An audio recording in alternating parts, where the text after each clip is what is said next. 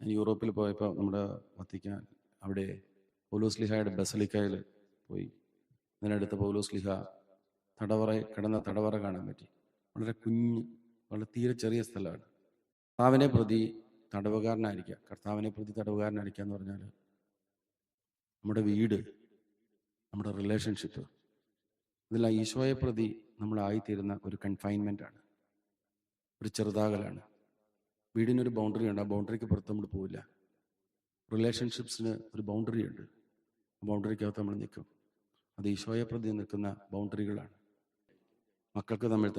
മക്കൾക്കും മാതാപിതാക്കൾക്കിടയിൽ ഈ ആത്മാവിൻ്റെ ഐക്യം ഉണ്ടാകാൻ പൗലോസ്ലീഹ പറയുന്ന കാര്യങ്ങൾ ഇതാണ്: പൂർണ്ണമായ ശാന്തത, പൂർണ്ണമായ വിനയം. ശാന്തതയും വിനയമൊക്കെ നമുക്കറിയാലോ, നമുക്ക് ഇടയ്ക്ക് നമ്മുടെ കയ്യിൽ നിന്ന് പോകും. പക്ഷെ പൂർണ്ണമായ എന്ന് വാക്ക് വെച്ചേക്കുന്നത് വീണ്ടും വീണ്ടും നമ്മൾ കാണിക്കണമെന്നുള്ളതാണ്. വീണ്ടും വീണ്ടും ഒന്ന് തോറ്റുപോയാലും അതുകൊണ്ട് അവസാനിക്കരുത്, വീണ്ടും നമ്മൾ വിനയപൂർവ്വം പെരുമാറണം. അതുപോലെ തന്നെ ദീർഘമായ ക്ഷമ എന്ന് പറഞ്ഞാൽ ചിലപ്പോൾ നമുക്ക് ക്ഷമിക്കാൻ പറ്റില്ല, പക്ഷെ നമ്മൾ വീണ്ടും ക്ഷമിക്കുന്നതിനാണ് ദീർഘമായ ക്ഷമ. ദീർഘക്ഷമ എന്ന് പറഞ്ഞാൽ for a period of time എന്നാണ്. കുറേ നേരം ക്ഷമിക്കുക എന്നുള്ളതല്ല, വീണ്ടും വീണ്ടും ക്ഷമിച്ചുകൊണ്ടേയിരിക്കുക. അപ്പം പൂർണ്ണമായ വിനയം, പൂർണ്ണമായ ക്ഷമ, ദീർഘമായ ക്ഷമ, പിന്നെ അതുപോലെ തന്നെ ശാന്തത, പൂർണ്ണമായ ശാന്തത.